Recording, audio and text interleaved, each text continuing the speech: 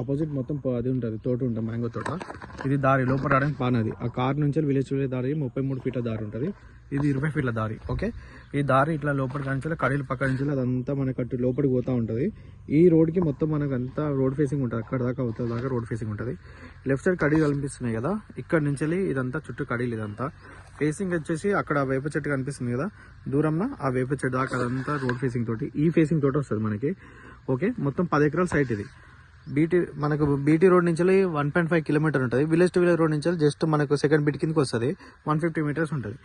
ఇది ల్యాండ్ మనకి మొత్తం రెడ్ సైడ్లో చుట్టూ కడీలేసి ఉంటాయి. మనకు మొత్తం 10 ఎకరాల ప్రాపర్టీ ఇది. మనకు పాలకుర్తి నుంచి ఇక్కడికి మనకు దగ్గరనే ఉంటుంది, 9 కిలోమీటర్ల పాలకుర్తి వస్తుంది.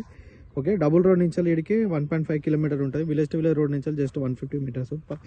10 ఎకరాల ప్రాపర్టీ, క్లియర్ టైటిల్, మొత్తం ప్లేన్ ల్యాండ్, స్క్వేర్ షేప్లో వస్తుంది మనకి. ఇటు లెఫ్ట్ సైడ్ కడీలు కనిపిస్తున్నాయి కదా, ఇక్కడ నుండి అక్కడ రైట్ సైడ్ వేప చెట్టు దాకా, ఆ కింద మళ్ళీ వేప చెట్టు కనిపిస్తుంది కదా దాని అవతల దాకా. మనకు వైర్లు ఏం రావు ఇందులో, ఐడెంటిఫై వైర్లు చాలా దూరంలో ఉన్నాయి, రోడ్ అవతలు ఉంటాయి అవి.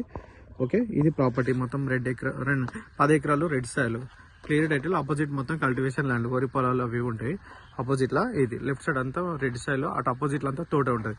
అక్కడ కార్ పెట్టారు కదా, ఆ కార్ పెట్టింది village road first metre. Okay, ఇది ప్రాపర్టీ.